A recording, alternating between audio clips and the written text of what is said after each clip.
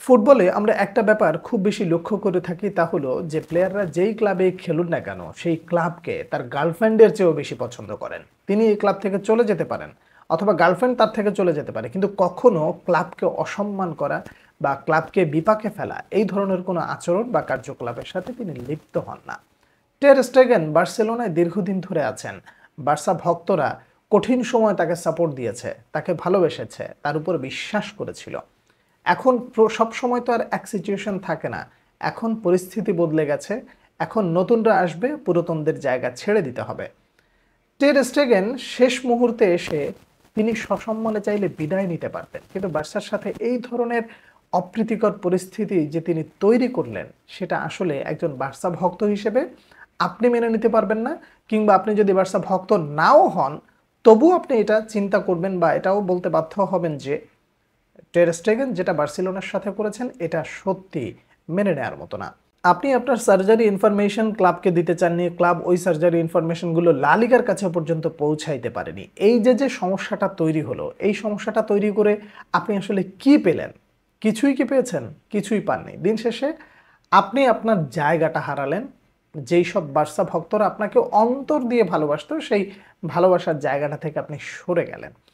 পুরো সিচুয়েশনটা আপনি চাইলে একটু অন্যভাবেও চিন্তা করতে পারেন। তা হলো বার্সার ফিনান্সিয়াল ক্রাইসিস তো একদিন দুই দিনের না, বেশ কিছুদিন ধরে তারা এটা সাফার করছে। পিকের কথাই ধরুন না, স্যালারি কাট করে তিনি ওখানে থেকে গেছেন না। ফ্র্যাঙ্কি ডিয়ংয়ের কথা চিন্তা করেন, তিনি স্যালারি কাট করে বার্সার বর্তমান প্রজেক্টের সাথে নিজেকে মানিয়ে নিচ্ছেন না, নিচ্ছেন তো।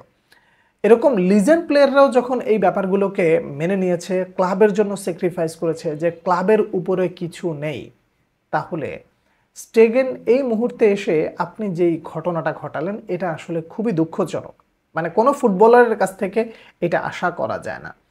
আপনি একটা সসম্মানে বিদায় নিতে পারতেন। বার্সা চাইলে, মানে বার্সা তো চেয়েছিল যে আপনি যদি অন্য কোথাও যেতে চান আপনাকে সেই সুযোগটা দেয়া হবে, কারণ সিচুয়েশন বলছে এই মুহূর্তে আপনি বার্সার ওই প্ল্যানিংয়ে নেই এবং আসছে সিজনে আপনি কয় মিনিট মাঠে খেলতে পারবেন তারও কোনো নিশ্চয়তা নেই।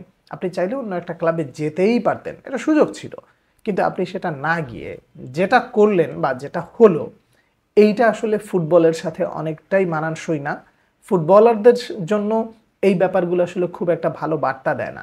আপনি লুকা মদ্রিচের কথা একটু চিন্তা করেন, কিভাবে সসম্মানে চলে যাওয়া। আন্দ্রেস ইনিয়েস্তার কথা বলেন, জাভি হার্নান্দেজের কথা বলেন, যে তারা ক্লাব থেকে কিভাবে সসম্মানে চলে গেছেন এবং তারা ভক্তদের হৃদয়ে এখনো কিভাবে বসবাস করছেন। এই জায়গাটা যদি ওন করতে হয়, ভক্তদের হৃদয়ে যদি আজীবন থাকতে হয়, তাহলে অবশ্যই অবশ্যই আপনাকে এই ব্যাপারগুলো মেনটেন করতে হবে। ক্লাবকে বিপদে ফেলা যাবে না। এবং স্টেগেনের এই আচরণটা অন্যান্য প্লেয়ারদের জন্য শিক্ষা হওয়া উচিত, যে একজন লিজেন্ড হওয়ার মতন মানুষ বা তাকে মানুষ লিজেন্ডের কাতারে চিন্তা করবে। বার্সা ভক্তরা তাকে তো ওইভাবেই সম্মান করতো। কত বড় বড় ট্র্যাজেডি গেছে, 8-2 গোলের ট্র্যাজেডি, তারপরে হচ্ছে বার্সার কঠিন সময়ে তার কাছ থেকে যেই সাপোর্টগুলো পাওয়ার কথা ছিল সেই সাপোর্টগুলো বিশেষ করে মাঠের পারফরমেন্সে না পাওয়া। এই ব্যাপারগুলো হয়ে যাওয়ার পরেও তাকে যেভাবে বার্সা ভক্তরা ভালোবাসেছিল সেই ভালোবাসার প্রতিদান টের স্টেগেন এইভাবে না দিলেও পারতেন। এই ব্যাপারগুলো আসলেই ক্লাবের জন্য যেমন কাম্য না, একজন প্লেয়ারের কাছ থেকে ক্লাব কখনো এই ব্যাপারগুলো প্রত্যাশা করে না। টের স্টেগেনের এই সিচুয়েশন আপনারা কে কিভাবে দেখছেন জানাবেন। পরবর্তী ভিডিওতে আবার আপনাদের সঙ্গে দেখা হচ্ছে। সে পর্যন্ত অনেক অনেক ভালো থাকবেন। আল্লাহ হাফেজ।